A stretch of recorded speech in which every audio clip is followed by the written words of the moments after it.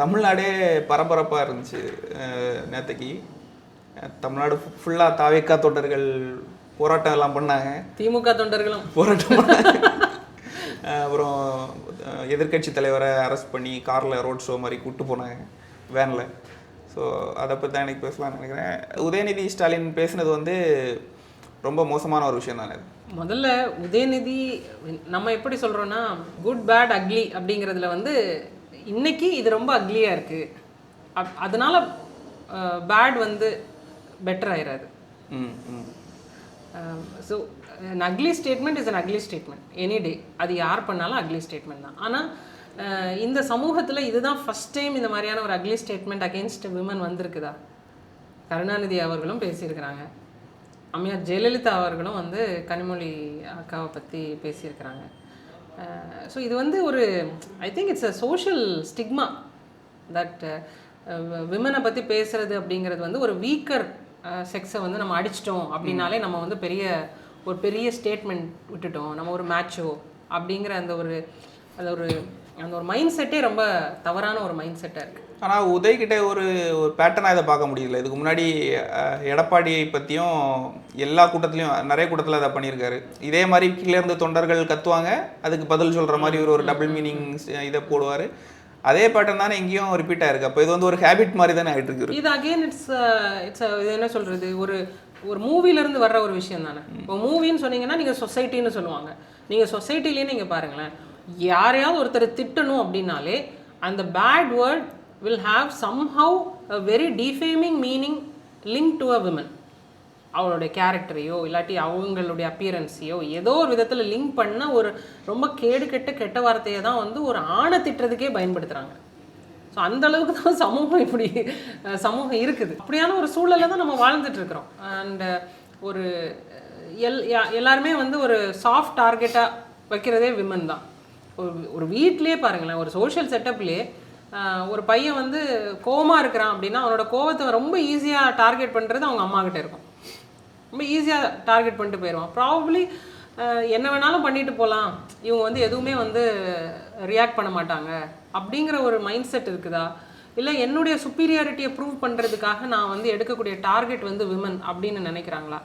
ஏன்னா அந்த மாதிரி ஒரு ஆக்டில் 2 பேருமே இன்வால்வ் ஆகுறாங்க, அப்படி தானே? ஸோ அந்த மேலே வந்து டிஃபைன் பண்ணுறது கிடையாது. ஸோ இது வந்து ரொம்ப ஒரு very very very bad and ugly statement and mindset தான் நான் நினைக்கிறேன். உதயநிதி பேசினது வந்து கரெக்டுன்னு யாருமே சொல்லலை. இப்போ எல்லா அரசியல் கட்சி தலைவரும் அதுக்கு கண்டனம் தெரிவிச்சிருக்கிறாங்க. ஆனால் எல்லாரும் காமனாக சொல்கிற ஒரு விஷயம் என்னென்னா, இந்த அரெஸ்ட்டுங்கிறது வந்து ஒரு தேவையில்லாத விஷயம். இது வந்து ஒரு கருத்தை வந்து அது ஒரு அவதூறான கருத்தாகவே இருந்தாலும் அரெஸ்ட் மாதிரியான ஒரு அப்ரோச் பண்ணியிருக்க வேணாம் அப்படின்ட்டு. இப்போ அண்ணன் சீமானனோட அறிக்கை கூட அந்த மாதிரி தான் இருந்துச்சு. அதுக்கு பாலிட்டிக்ஸ் அண்ட் கவர்மெண்ட் நடந்துச்சு அப்படின்னா நீங்கள் இதை எதிர்பார்க்கலாம். இங்கே நடக்கிறது வந்து ஒரு பர்சனல் வெண்டேட்டா அண்ட் வெஞ்சன்ஸ்.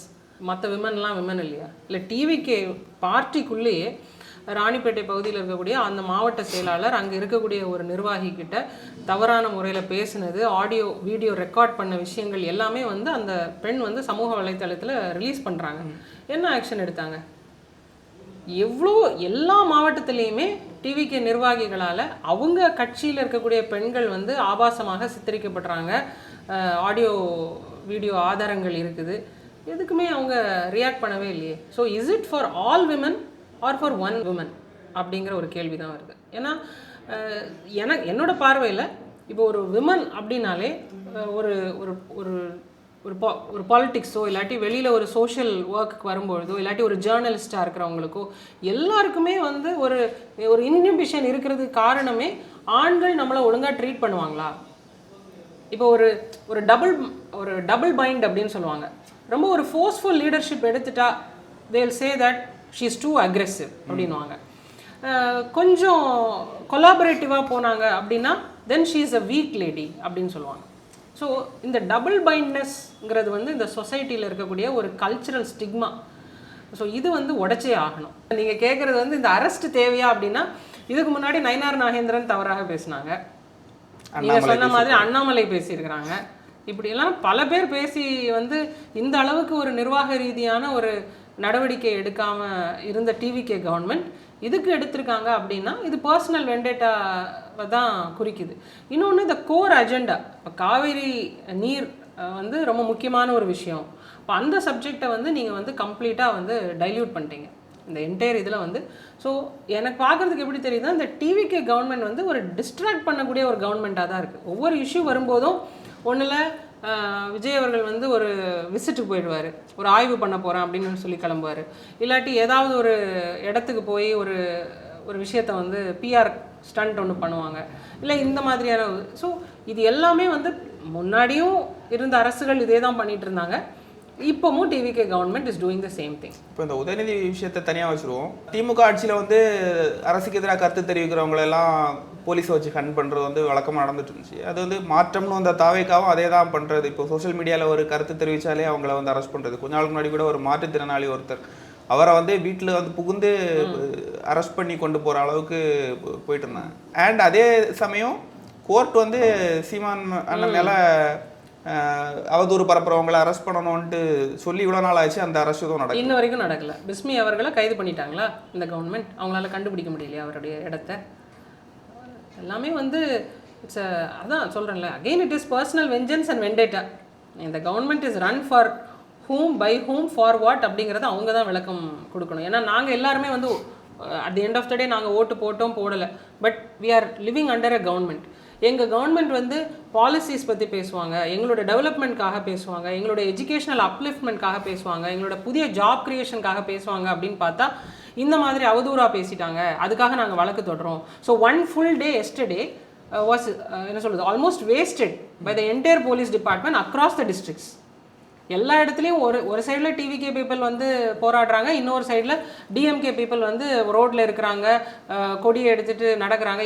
யாருமே வந்து ஸ்டெர்லைட்காக வந்து நிற்கலை, ஐஆர்எல் பிரச்சனைக்காக வந்து நிற்கலை, பரந்தூர் விமான நிலையத்தில் உள்ள ஜிஓவை கேன்சல் பண்ணுங்கன்னு வந்து நிற்கலை.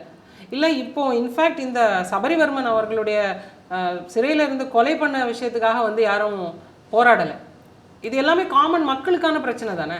அதுக்குமே பண்ணாமல் இந்த ஒரு விஷயம் வந்தோடனே எங்கள் தலைவரை எதிர்த்து பேசிட்டாங்கன்னா நம்ம என்ன மாதிரியான ப்ராக்ரெசிவ் அரசியலை நம்ம வந்து பேசிகிட்டு இருக்கிறோம்? மக்களுக்கு தேவையான எந்த விஷயத்தையும் டிஎம்கே அரசும் பண்ணலை, ஏடிஎம்கே அரசும் பண்ணலை, இப்போ இருக்கக்கூடிய டிவிகே அரசும் அது பண்ணலை. அவங்களோட லீடரை யாராவது தப்பாக பேசிட்டாங்க, இல்லாட்டி அவங்க லீடருக்கு எதிராக ஏதாவது ஒரு விஷயம் நடந்துருச்சு.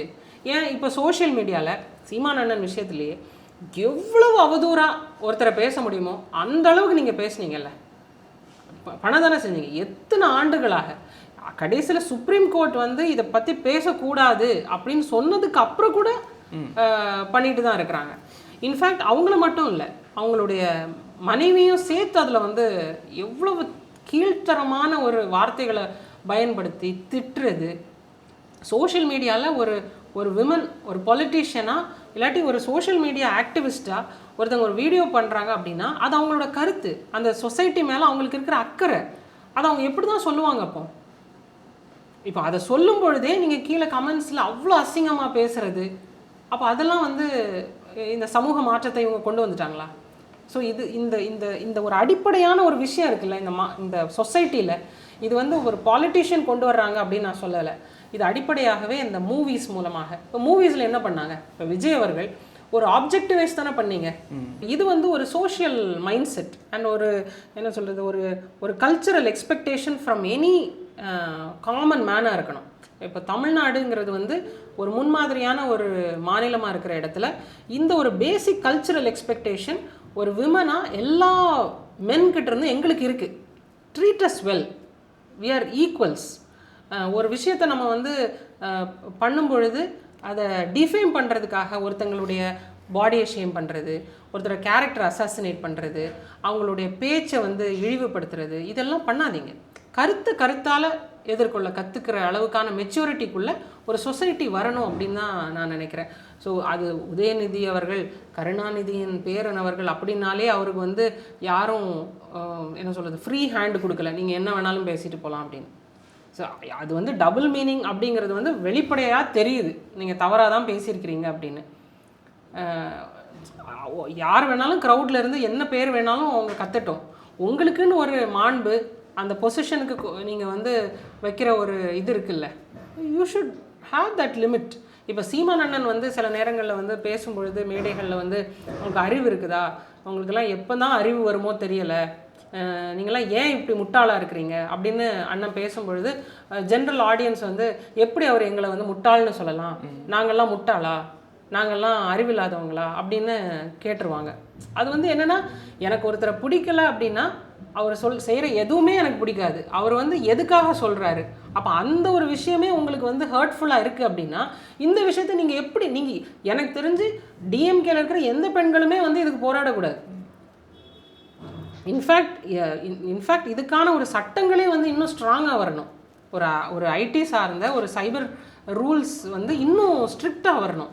எந்த விமனையும் வந்து நீங்கள் கருத்துக்கு எதிர்கருத்து போடுங்க, don't defame them, don't body shame them. அவங்கள வந்து இழிவுபடுத்துகிற மாதிரியான வார்த்தைகளில், தகாத கீழ்த்தரமான வார்த்தைகளில் பேசுகிறதுங்கிறது வந்து கம்ப்ளீட்லி நான் அக்செப்டபிள். ஏன்னா எல்லாருமே ஒரு சொசைட்டிலேருந்து வந்திருக்கிறாங்க.